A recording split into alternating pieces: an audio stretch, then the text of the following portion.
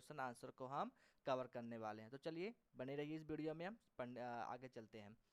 तो ठीक है, देखते हैं हमारा फर्स्ट क्वेश्चन क्या है। इस फर्स्ट क्वेश्चन हमारा है, what was the bulletin board, what was the bulletin board, how was it important. Question क्या पूछा है, क्वेश्चन पूछा है बुलेटिन बोर्ड क्या था और यह कैसे महत्वपूर्ण था। What was the bulletin board, how was it important. Bulletin board क्या था और कैसे यह महत्वपूर्ण था। देखते हैं आंसर, चलिए देखते हैं। The bulletin board was the centre of information near the town hall. क्या थे, जो बुलेटिन बोर्ड था वह सेंटर का इंफॉर्मेशन था, सेंटर का इंफॉर्मेशन था जो कि टाउन हॉल के समीप में था, जो कि टाउन हॉल के समीप में था। तो ये हो गया what was the bulletin board. Bulletin board क्या था, बुलेटिन बोर्ड इंफॉर्मेशन का सेंटर था, यानी कि सूचनाओं का एक केंद्र था, सूचनाओं का एक केंद्र था जो कि टाउन, जो कि शहर के समीप में लगा हुआ था, जो कि शहर के समीप में था। ये तो हो गया बुलेटिन बोर्ड क्या था। अब देखते हैं हाउ वॉज इम्पोर्टेंट, यह कैसे महत्वपूर्ण था। आगे है, all the bad news had come from the bulletin board. कहते हैं कि बुलेटिन बोर्ड से सभी बुरे क्या कहते हैं, बुरे समाचार पत्र यानी समाचार हमें मिला करते थे। कहते हैं आगे क्या है, हाउ वॉज इट इम्पोर्टेंट, यह कैसे महत्वपूर्ण था। महत्वपूर्ण था क्योंकि इसमें सारी बुरी खबरें हमें मिला करती थी, यानी कि इस बुलेटिन बोर्ड से हमें सारी खबरें मिला करती थी। जैसे कि board for the last 2 year as the past battle, क्या कहते हैं, पिछले 2 सालों से हारे हुए बैटल, लास्ट में क्या हो गया, हारे हुए battle, the draft, the order of the commanding officer etc. कहते हैं कि उस बुलेटिन बोर्ड से पिछले 2 सालों से हारे हुए बैटल्स और ड्राफ्ट और ऑफिसर के द्वारा सभी कमांड उसमें क्या कहते हैं, उसमें इंफॉर्मेशन हमें मिला करता था। यानी कि उस बुलेटिन बोर्ड से हमें यह पता चलता था कि हम 2 सालों से जो बैटल हारे, जो भी युद्ध हारे हैं और जो ऑफिसर के द्वारा जो भी कमांड दिया जाता था उससे हम, उसी बोर्ड से हमें मिला करता था। सो इट वॉज इम्पॉर्टेंट, और इसीलिए यह महत्वपूर्ण था। तो के स्टूडेंट, यह था हमारा क्वेश्चन नंबर फर्स्ट। अब चलते हैं क्वेश्चन नंबर 2 की तरफ। हमारा क्वेश्चन नंबर 2 क्या है, क्वेश्चन नंबर 2 है, what did Hamel say when French reach to the school. यानी कहते हैं क्वेश्चन क्या है, एम हैमल ने क्या कहा जब फ्रेंच स्कूल पहुंचा। कहते हैं क्वेश्चन क्या है, what did M Hamel say when French reached to the school. M Hamel ने फ्रेंच से क्या कहा जब वह स्कूल पहुंचा। चलते आंसर देखते हैं। When French reached to the school, जब फ्रेंच स्कूल पहुंचा, ही saw that there was all silent and he was fearing। कहते हैं जब फ्रेंच स्कूल पहुंचा उसने देखा कि स्कूल में क्या है, पूरी चारों तरफ क्या है, सन्नाटा, साइलेंट में क्या था, एकदम शांत सन्नाटा था। और ही वॉज फियरिंग, और वह भयभीत भी हो रहा था, कौन, फ्रेंच जब स्कूल पहुंचा उसने देखा कि स्कूल के चारों तरफ क्या थे, बहुत तरह शांति और सन्नाटा था, और वह इसी बात से वह भयभीत होने लगता है। बट लेकिन M Hamel said very kindly to him, लेकिन एमहेमल ने उसे बड़ा दयालुता से नहीं, बड़े शांति पूर्वक उससे कहा कि go to your place quickly little friend. लेकिन एमहेमल, उसके जो टीचर थे, उन्होंने कहा कि बड़े शांत से, बड़े शांति भाव से कहा कि कृपया जल्दी जाकर अपने स्थान पर बैठ जा, छोटे फ्रेंच जल्दी से अपने स्थान पर जाकर बैठ जाओ। ओके, तो यह था क्वेश्चन नंबर सेकेंड का हमारा आंसर, क्वेश्चन नंबर सेकेंड का आंसर था एम हैमल ने क्या कहा जब फ्रेंच स्कूल पहुंचा। एमल ने क्या कहा था, बस कहा था कि वह जाकर जल्दी से अपने स्थान पर बैठ जाओ। ओके, ये हमारा क्वेश्चन नंबर 1 और क्वेश्चन नंबर 2 हो गया। अब चलिए देखते हैं क्वेश्चन नंबर 3 की तरफ चलते हैं। हमारा क्वेश्चन नंबर 3 क्या है, क्वेश्चन नंबर 3 है, What did M. Hamel speak first in the class that day about the last lesson। कहते हैं कि उस दिन एम हैमल ने पहली कक्षा में आखिरी पाठ के बारे में क्या बोला। कहते हैं What did M. Hamel speak first in the last that day about the last lesson। कहते हैं कि उस पहली कक्षा में आखिरी पाठ के बारे में एम हैमल ने क्या बोला या क्या बताया। ओके, आंसर को देखते हैं। आंसर क्या हो जाएगा? एमहेमल स्पोक दैट, एमहेमल ने बोला कि the French language was the most beautiful language. उन्होंने क्या कहा? एमहेमल ने कहा कि जो फ्रेंच भाषा है वो बहुत ही खूबसूरत भाषा है। मोस्ट ब्यूटीफुल लैंग्वेज यानी बहुत ही खूबसूरत भाषा है इन द वर्ल्ड, पूरे संसार में। कहाँ से कंपेयर किया? पूरे संसार से कंपेयर किया है।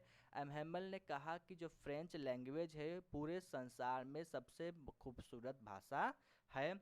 It was the clearest and the most logical, कहते हैं यह बहुत ही क्लियरेस्ट, क्लियर मतलब बहुत साफ सुथरी भाषा है, यह बहुत ही साफ सुथरी भाषा है, और द मोस्ट लॉजिकल, ये बहुत तार्किक भाषा भी है, ये बहुत तार्किक भी है।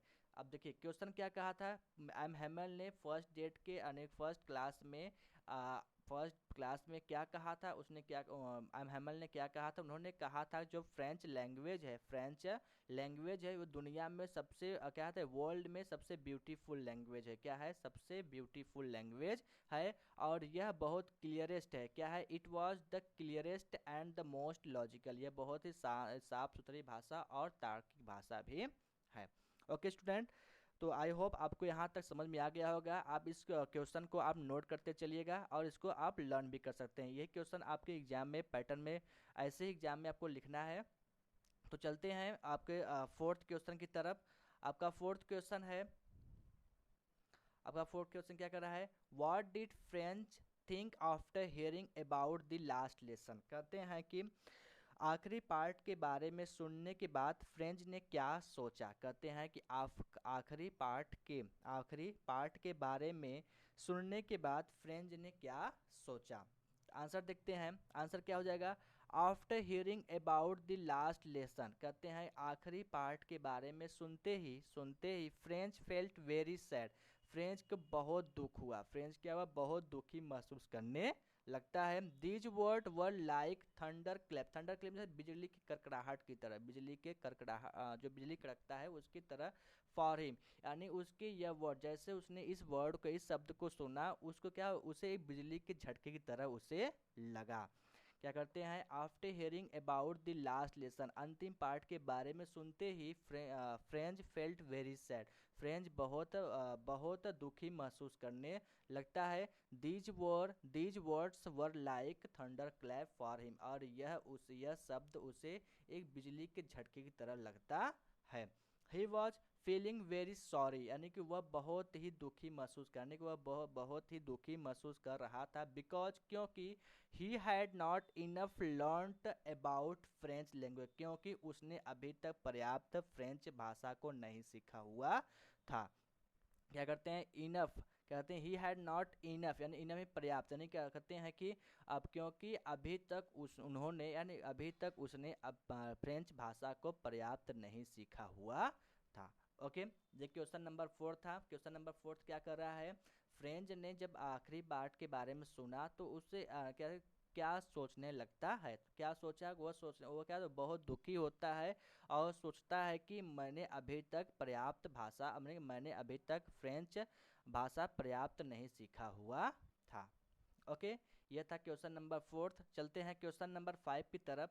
क्वेश्चन नंबर 5 हमारा क्या कहता है? क्वेश्चन नंबर 5 है, what did French reside the participle how. कहते हैं कि what did French reside the participle how, कहते हैं क्या फ्रेंच ने पार्टिसिपल को दोहराया था, यानी कि याद किया था। रिसाइड में सोच क्या, याद करना है, दोहराना। ओके, क्या फ्रेंच ने उस पार्टिसिपल को दोहराया था, और दोहराया था या कैसे? दोहराया या कैसे? यहाँ क्वेश्चन क्या है? क्या फ्रेंच ने उस पार्टिसिपल को दोहराया और कैसे? ओके, चलिए आंसर को देखते हैं। आंसर क्या हो जाएगा? French did not reside the participle. Answer क्या है? फ्रेंच ने उस पार्टिसिपल को नहीं दोहराया था या नहीं याद किया हुआ था। He had not learn the rules of participle, उसने पार्टिसिपल के नियमों को भी नहीं याद किया था। यानी कहते हैं कि न तो उसने पार्टिसिपल के नियमों को, यानी न ही तो उसने पार्टिसिपल को दोहराया था, ना ही उसके नियमों को याद किया हुआ था। He wished to read without mistake, लेकिन वह बिना बिना गलती के उसे पढ़ना चाहता था। कहते हैं कि वह पढ़ने की इच्छा करता था, नहीं कर रहा था। ओके, यानी कि ही विश्ड, इसमें इच्छा करना। कहते हैं कि he wished to read without mistake, लेकिन वह बिना गलती किए ही उस पार्टिसिपल को पढ़ना चाहता था। बट लेकिन he got mixed up on the first word, लेकिन वह पहले शब्दों में क्या हुआ, मिक्सड हो गया। मिक्सड मतलब क्या हो गया, वह पहले शब्दों में क्या उलझ गया, वो पहले शब्दों में वह उलझ गया। ओके, यहाँ तक क्लियर हो गया है। यानी कि क्वेश्चन क्या कर रहा था, did French reside the participle, क्या फ्रेंच ने पार्टिसिपल को दोहराया था और कैसे। यहाँ तो आंसर क्या है, उसने न तो पार्टिसिपल को दोहराया था और न ही उनके नियमों को लर्न किया था। और वो लेकिन वह इच्छा कर रहा था कि बिना मिस्टेक किए वह उस पार्टिसिपल को पढ़ ले। लेकिन क्या हुआ, लेकिन वह पहले ही वर्ड में क्या हो गया, उलझ गया, यानी मिक्स्ड हो गया। लेकिन वह पहले शब्दों में ही वह मिक्स्ड एंड उलझ गया। ओके, तो यह था क्वेश्चन नंबर 5। तो चलते हैं क्वेश्चन नंबर 6 की तरफ। क्वेश्चन नंबर हमारा 6 क्या है, क्वेश्चन नंबर 6 है, what did M Hamel blame for the ignorance in study why. कहते हैं क्वेश्चन क्या है, एम हैमल ने पढ़ाई को नज़रअंदाज करने के लिए किसको आरोपित किया और क्यों।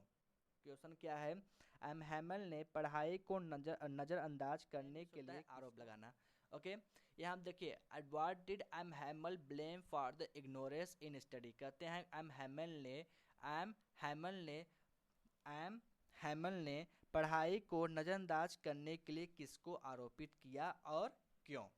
ओके, आंसर देखते हैं, एम हैमल ने किसको आरोपित किया था पढ़ाई को नज़रअंदाज करने के लिए और क्यों किया था। आंसर को देखते हैं, M Hamel blamed to the parents of French. कहते हैं कि एम हैमल ने फ्रेंच के माता पिता को आरोप लगाया। किसने लगाया, एम हैमल ने, जो फ्रेंच के जो टीचर थे, अध्यापक थे, उन्होंने फ्रेंच के माता पिता को आरोप लगाया। And he himself blamed for the poor condition in study. कहते हैं उसके फ्रेंच के माता पिता और अपने खुद को भी ब्लेम लगाया इस पुअर कंडीशन, यानी कि इस पढ़ाई को अच्छी न होने के वजह को अपने ऊपर भी आरोप लगाया। कहते हैं फ्रेंच के माता पिता के साथ साथ अपने ऊपर भी पढ़ाई अच्छी न होने का आरोप लगाया।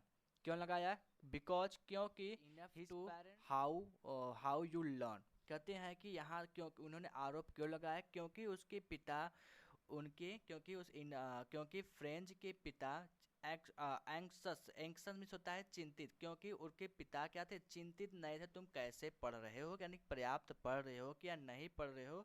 उसके माता पिता उसके पढ़ाई को लेकर कोई चिंतित नहीं थे।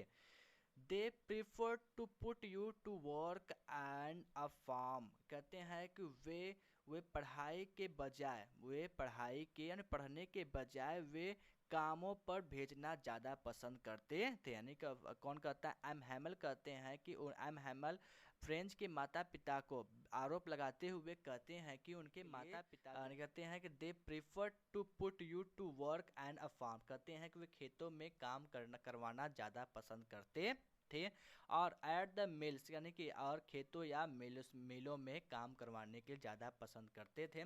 एंड और I often sent you to water my flowers instead of learning your lesson. कहते हैं कि मैंने भी कुछ गलतियां की हुई है, यानी कि प्रायः मैंने भी तुम्हें पढ़ने के बजाय अब फूलों में पानी डालने के लिए भेज दिया करता था। यानी कि एम हैमल ने क्या करते, एम हैमल अपने और फ्रेंच के माता पिता को आरोप लगाते हुए कहते हैं कि तो फ्रेंच के माता पिता इतने चिंतित नहीं उसके पढ़ने के लिए, वे पढ़ने के बजाय उसे खेतों या मिलों में काम करवाना ज़्यादा पसंद करते हैं। और उसके साथ साथ मैं भी, कहते हैं कि उसके साथ साथ मैं भी, I often sent you to water my flowers. कहते हैं उसके साथ साथ मैं भी तुम्हें पढ़ने के बजाय फूलों में पानी डालने के लिए भेज दिया करता था। ओके, इसीलिए उन्होंने क्या किया, उन्होंने फ्रेंच के माता पिता और हिमसेल्फ, यानी कि ही हिमसेल्फ ब्लेम, यानी कि अपने खुद को आरोपित ठहराया। ओके, ये क्वेश्चन नंबर 6 का आंसर था। 6 हमारा क्या था, 6 हमारा आंसर हो गया। आई एम हैमल ने पढ़ाई को नज़रअंदाज करने के लिए किसको आरोपित किया। ओके, आई होप स्टूडेंट आपको ये समझ में आ रहा होगा, आप इसको नोट करते चलिएगा। तो चलिए क्वेश्चन नंबर 7 देखते हैं। क्वेश्चन नंबर हमारा 7 क्या है, क्वेश्चन नंबर 7 है What did M. Hamel say about the language and its importance? M. Hamel ने भाषा और उसके महत्व के बारे में क्या बताया, क्या कहा। ओके, ये तो हमारा क्वेश्चन था। आंसर देखते हैं। M. Hamel said that the French language was the most beautiful language. Okay, यानी कि M. Hamel कहते हैं, M. Hamel जो कहते हैं, सॉरी देखिए M. Hamel क्या कहते हैं, M. Hamel says that the French language was the most beautiful language। कहते हैं कि M. Hamel कहते हैं जो फ्रेंच लैंग्वेज है यह बहुत ही सुंदर भाषा है, यानी मोस्ट ब्यूटीफुल, बहुत ही सुंदर भाषा है इन द वर्ल्ड, पूरे संसार में। क्या कहते हैं, यह पूरे संसार में सबसे खूबसूरत या सबसे सुंदर भाषा है। It was the clearest and the most logical language. कहते हैं यह बहुत ही साफ सुथरी और तार्किक भाषा है। ओके, एम हैमल ने उस अपने भाषा और महत्व के बारे में क्या बताया। उन्होंने बताया कि यह जो फ्रेंच भाषा है यह दुनिया का यानी सब वर्ल्ड का सबसे खूबसूरत या सबसे सुंदर भाषा है। और इट वाज द क्लियरेस्ट, यानी कि यह जो है सबसे साफ सुथरी भाषा, और and the most logical language, और ये सबसे तार्किक भाषा है। ओके, द क्वेश्चन नंबर 7 था। अब क्वेश्चन नंबर 8 को देखते हैं, हम थोड़ा जल्दी कवर करते हैं इसको। ओके, क्वेश्चन नंबर 8 क्या है, क्वेश्चन नंबर 8 है what did French think about the pigeons. Why, कहते हैं कि फ्रेंच ने कबूतरों के बारे में क्या सोचा। फ्रेंच ने कबूतरों के बारे में क्या सोचा और क्यों। ओके, यानी कि जो फ्रेंच था उस कबूतरों के बारे में क्या सोचा और क्यों सोचा उसके बारे में। आंसर देखते हैं।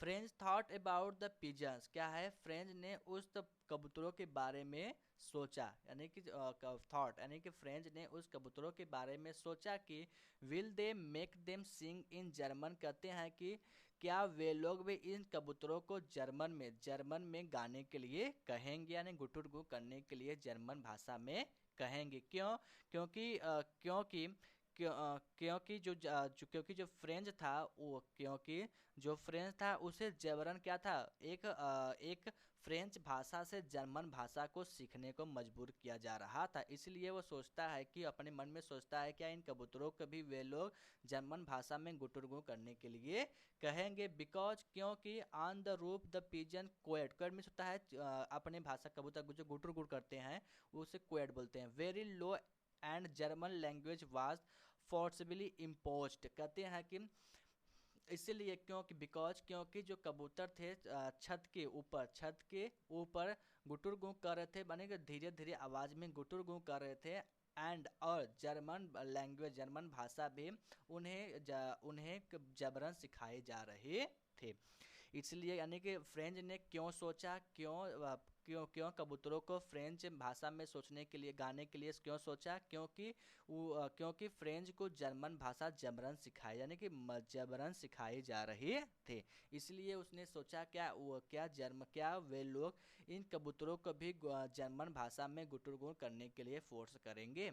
इसलिए उन्होंने क्या किया, इसलिए क्वेश्चन क्या कर रहा है, what did French think about the pigeon, यानी फ्रेंच ने कबूतरों के बारे में क्या सोचा और क्यों।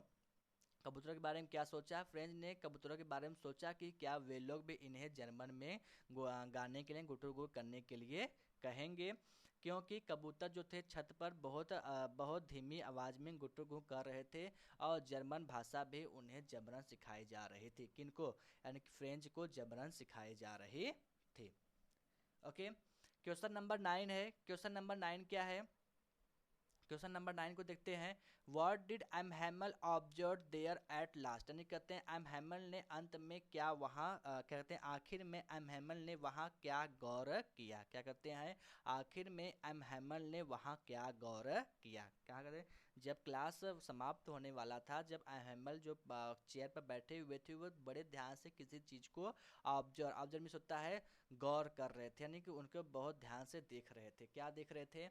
M Hamel observe first at one thing, कहते हैं कि एम हैमल ने observe first at one thing, यानी कि एक के बाद एक चीज दूसरे चीज़ों को बहुत ध्यानपूर्वक उसको देखने गौर कर रहे थे। यानी क्या कर रहे हैं? एम हैमल एक के बाद एक चीज़ों को बड़े ध्यान से गौर कर रहे थे।